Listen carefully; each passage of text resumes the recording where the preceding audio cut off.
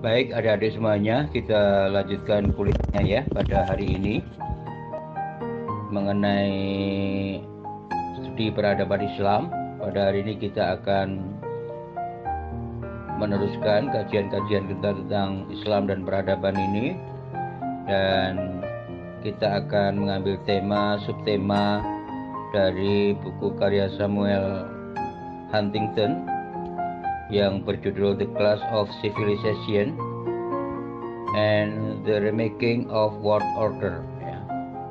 yang diterbitkan pada tahun 1996 di Amerika Serikat ini, seorang profesor dari Amerika Serikat ini. Adik-adik yang berbahagia, jadi tema kali ini kita akan membedah buku ini, tetapi dengan sudut pandang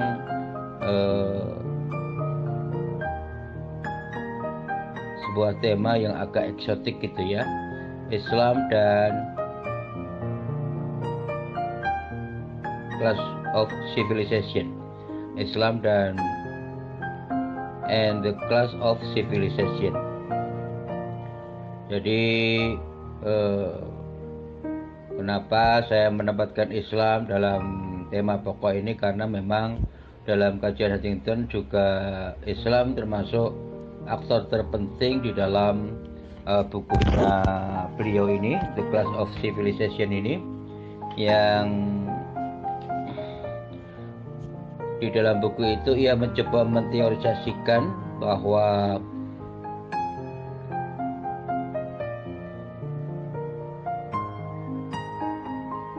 sumber konflik dari peradaban dunia saat ini itu bersumber dari identitas agama dan budaya. Jadi teori identitas agama dan budaya ini menjadi sumber konflik dari peradaban yang berkembang saat ini, peradaban-peradaban besar yang berkembang saat ini. Nah, adik-adik semuanya, kita akan lanjutkan kuliahnya. Anda bisa menyimak, nanti memberikan masukan-masukan atau kritik kepada saya mengenai penjelasan saya ini, dan kalau memang tidak paham bisa bertanya, kalau memang kurang sependapat bisa melakukan kritik-kritik, atau kalau setuju berarti ada sependapat dengan pikiran-pikiran yang saya jelaskan dalam bukunya Samuel Huntington ini, yang berangkat dari teori identitas agama dan budaya sebagai pembentuk peradaban itu, lalu kemudian berkembang menjadi sumber konflik yang berlarut-larut dari kondisi sosial dunia saat ini. Jadi bukunya ini menarik karena mengambil dua judul ya, The Clash of Civilization, jadi benturan peradaban, and the Remaking of World Order, dan membangun kembali peradaban dunia. Jadi dari situ kita bisa melihat penulis ingin mengetahui dan menganalisis perkembangan peradaban dunia saat ini itu harus bagaimana sehingga bisa dibangun dengan tatanan dunia baru ya, New World Order itu, yang membuat beliau dan juga mungkin para akademisi dunia barat itu galau dan gelisah setelah peradaban barat ini mengalami puncak kejayaannya begitu ya. Kalau kita baca bukunya ini, yang pertama yang perlu adik-adik ketahui adalah tesis beliau bahwa identitas agama dan budaya itu sebenarnya pembentuk dari sebuah peradaban di dunia ini ya. Jadi budaya dan agama yang berbeda-beda di dunia ini, di masyarakat dunia ini, yang kemudian menyatu, itulah yang membentuk sebuah peradaban. Jadi tidak semata-mata peradaban itu dibantu oleh identitas agama atau jati diri keagamaan atau citra diri keimanan, tetapi juga oleh budaya yang dibangun oleh ikatan-ikatan etnik atau ikatan-ikatan kebangsaan gitu ya, yang kemudian menyatu ke dalam agama itu. Lalu kemudian beliau menteorisasikan bahwa identitas agama dan budaya ini menjadi pembentuk sebuah peradaban gitu. Ia contohkan misalnya peradaban Barat ini kan selain dibentuk oleh bangsa Eropa ya, bangsa Eropa, bangsa Arya ini dalam sejarahnya itu yang memiliki peradaban Greco-Roman atau Yunani dan Romawi ini, kelanjutan dari Yunani dan Romawi ini yang kemudian menjelma menjadi peradaban Barat ini juga dipengaruhi oleh identitas agama, khususnya agama Katolik dan Protestan yang berkembang di dunia Eropa itu ya. Agama Katolik yang semula menjadi agama awal di Eropa yang menyatu dengan Kekaisaran Romawi sehingga menjadi gereja negara, agama negara ini memiliki akar yang sangat kuat dalam membentuk peradaban Barat gitu ya.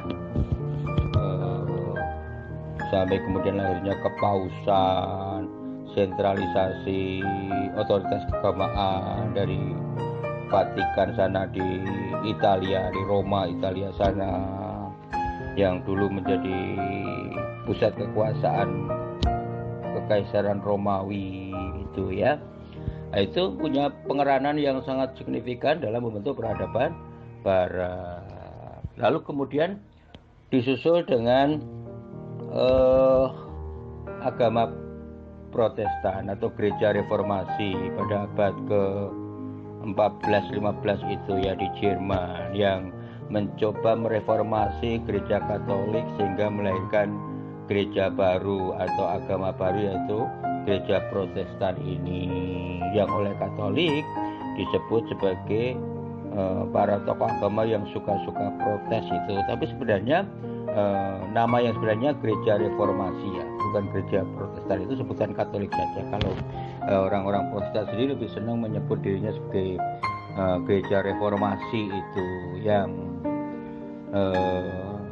menolak sistem kekhalifahan paus itu ya, sebagai pemimpin yang sentralistik itu, yang memiliki hak-hak itu, yang kemudian melahirkan gereja Protestan di Jerman, lalu meluas di Eropa dan bahkan sampai ke Amerika dan Australia. Nah itu ya. Lalu peradaban Barat ini kemudian berkembang pesat karena diwarnai oleh gereja Katolik dan Protestan, dan juga kemudian gereja-gereja di luar Eropa, yaitu gereja Ortodoks ya, Ortodoks Rusia, Ortodoks Timur dan sebagainya, itu yang memberi warna kekristenan di dalam peradaban Barat gitu. Lalu ia juga menulis tentang Islam ya. Di sini Islam dan kebudayaan Arab itu menjadi pembentuk peradaban Islam gitu ya. Teorinya identitas Islam dengan budaya Arab ini yang membuat Islam bisa berkembang luas seiring dengan proses Arabisasi masyarakat dunia itu, sehingga membentuk apa yang disebut dengan peradaban Islam itu. Lalu juga peradaban Cina itu ya, yang ditentukan oleh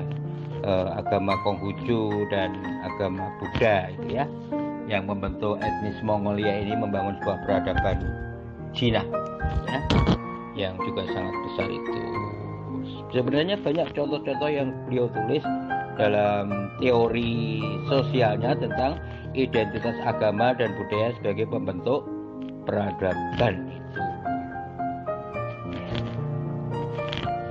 Lalu yang kedua, dia menulis bahwa dia mengambil tesisnya bahwa setelah dunia ini mengalami modernisasi dan westernisasi, jadi peradaban Barat ini kan memperluas pengaruhnya tidak hanya berlaku bagi bangsa-bangsa Eropa, tetapi juga bagi bangsa-bangsa non-Eropa, sehingga kita mengenal istilah modernisasi dan westernisasi, ya. Semua peradaban di luar barat ini harus tunduk pada peradaban barat, harus mengikuti peradaban barat, dan kemajuan kehidupan peradaban itu harus mengikuti peradaban barat itu, terutama dalam perkembangan ilmu pengetahuan dan teknologi, syukur juga dalam dinamika keagamaannya, begitu ya. Jadi puncak peradaban barat yang telah mendunia ini, ya, melalui modernisasi dan westernisasi ini mencapai klimaksnya, ya, setelah perang dingin itu, ya. Jadi kolonialisme atau disebut dengan discovery, lalu perang dunia 1 dan 2, lalu disusul dengan perang dingin antara blok komunis dengan blok kapitalis ini, lalu peradaban barat mencapai klimaksnya gitu, ya. Lalu apa yang harus dilakukan saat ini bagi sebuah tatanan dunia ini setelah peradaban barat mencapai klimaksnya itu pasca perang dingin dengan keruntuhan komunisme ini gitu, ya. Itu. Dari situ timbul kegalauan dan kegelisahan dari para ilmuwan di barat ini, ya, ketika pasca perang dingin ini peradaban barat sudah mencapai klimaksnya yang sudah mempengaruhi ke seluruh dunia, baik bagi bangsa Eropa maupun bangsa-bangsa lain, bangsa Arab, bangsa Cina, bangsa Indonesia juga kita ini. Kemudian apa yang harus dilakukan setelah keruntuhan komunisme ini pasca perang dingin ini gitu, ya. Dari situ timbul kegelisahan itu, ya, karena ternyata setelah terjadinya modernisasi, westernisasi, dan pasca perang dingin ini, peradaban-peradaban di luar barat bangkit menunjukkan jati dirinya, identitasnya itu, yang merasa sejajar dengan bangsa-bangsa barat itu. Lebih lagi setelah kemerdekaan itu, ya, timbul kesadaran nasional, kesadaran agama, di mana identitas agama dan budaya menyatu ke dalam bangsa-bangsa di luar barat ini dan menunjukkan jati dirinya itu, ya. Jati dirinya yang pokok itu ada pada bangsa Arab dan bangsa Cina ini. Dia memotretnya sebenarnya banyak yang dia potret, tapi yang paling besar adalah bangsa Cina dan bangsa Arab ini yang membentuk peradaban Islam dan peradaban Cina itu, ya. Dia menyebut nanti bangsa-bangsa barat, peradaban barat itu akan berhadapan dengan kemunculan peradaban baru yang merasa dirinya sejajar dengan bangsa barat ini pasca perang dingin ini, yaitu bangsa Cina yang membangun peradaban Cina itu, yang memiliki penduduk miliaran itu dan luas wilayah yang sangat besar itu, dan juga memiliki kebudayaan yang sangat tinggi itu, ternyata juga bangkit menunjukkan identitas agama dan kebudayaannya itu, sehingga membentuk peradaban Cina itu, yang kemudian peradabannya juga mencoba mempengaruhi bangsa-bangsa lain di dunia ini, ya, lewat perdagangan itu, yang memang bangsa Cina ini memiliki kemampuan dagang yang teruji sejak kuno gitu, ya, dari zaman kekaisaran hingga zaman modern saat ini itu, yang tentu saja peradaban barat ini kaget karena munculnya bangkitnya peradaban Cina itu ke seluruh dunia ini juga mempengaruhi peradaban-peradaban lain di luar Cina, ya, ke Jepang, ke Eropa sendiri dengan munculnya kampung-kampung pecinan atau di Indonesia, di dunia Arab juga, ya, bangsa Cina mulai menunjukkan jati dirinya menjadi bangsa yang bisa sejajar dengan bangsa-bangsa barat juga gitu, ya. Itu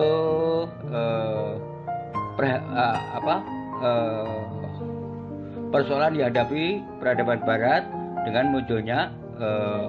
peradaban Cina ini. Lalu kemudian beliau sama itu juga melihat juga peradaban barat juga akan mendapat tantangan yang serius dari munculnya peradaban Islam ini, di mana bangsa-bangsa Arab dan di luar Arab yang telah mengalami proses Islamisasi itu dan kemudian memperoleh kemerdekaan dengan membentuk identitas nasionalnya itu, baik identitas nasionalnya itu dibentuk karena diwarnai oleh agama Islam maupun oleh etnik-etnik yang hidup di dalam Islam itu, membentuk peradaban Islam, ya, menyatakan dirinya peradaban yang unggul, yang dulu juga pernah menguasai dunia dan mempengaruhi dunia seperti zaman Abbasiyah dan sebagainya itu. Itu ditunjukkan dari dinamika politik dan ekonomi di Timur Tengah itu, yang mengalami ketegangan terus-menerus dalam menghadapi pengaruh dunia barat itu. Jadi dia mengambil contoh dua bangsa ini atau dua peradaban ini, peradaban Islam, peradaban Cina ini sudah tidak mau lagi dipengaruhi oleh peradaban barat, sehingga mau tidak mau barat harus menghadapi tantangan yang besar pada saat ini, yaitu berhadapan dengan peradaban Cina dan peradaban Islam itu, ya. Peradaban Islam ini cirinya ya apa ya? Peradaban Islam ini ya kalau ilmu pengetahuan dia pernah menguasai, ya. Perang juga mereka ahli juga, ya, dalam strategi perangnya, karena pernah menguasai bangsa Eropa di Spanyol, di Romawi Timur, di Cina dan sebagainya itu, ya, yang membentuk kemudian peradaban Islam yang mempengaruhi peradaban dunia ini, terutama dari Turki, dari Arab, dari Iran, dari India, dari Nusantara ini, yang kemudian dianggap oleh beliau Samuel Huntington yang bukan peradaban barat ini, peradaban Islam ini bangkit menunjukkan identitasnya, identitas agama dan budayanya itu untuk merespon peradaban barat dan menyatakan dirinya sejajar dengan peradaban barat itu. Nah, dari persoalan itulah kemudian Huntington menulis tesnya yang ketiga, bahwa di masa depan atau saat ini, ketika peradaban-peradaban Cina dan peradaban Islam sudah melepaskan diri atau melakukan pengaruhnya dari peradaban barat, dari hegemoni peradaban barat pasca perang dingin ini, maka akan terjadi benturan peradaban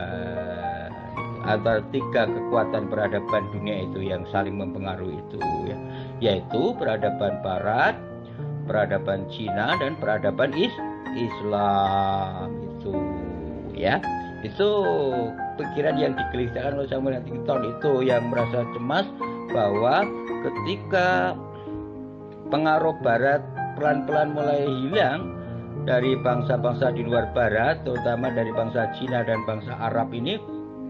yang kemudian menunjukkan identitas agama dan budayanya, membentuk peradaban Islam yang bangkit kembali atau peradaban ini, maka akan timbul konflik peradaban itu atau benturan peradaban itu,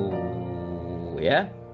Maka kemudian apa yang kita saksikan saat ini atau kita rasakan saat ini sebenarnya menurut Huntington kita sedang berada dalam kondisi ketegangan peradaban dunia itu yang saling bersih tegang untuk mempengaruhi dan membangun tata dunia baru, ya, New World Order itu, ya. Jadi itu ketika ideologi sudah punah, komunisme, kapitalisme dan sebagainya itu, lalu kemudian perang dingin sudah selesai, lalu muncul persoalan baru, yaitu ketegangan peradaban antara Cina, Islam dan Barat ini, ya, yang menurut Samuel Huntington dapat kita saksikan saat ini itu. Makanya peradaban Barat ini, terutama yang banyak mempengaruhi para pemimpin Eropa atau pemimpin Barat itu, selalu mengalami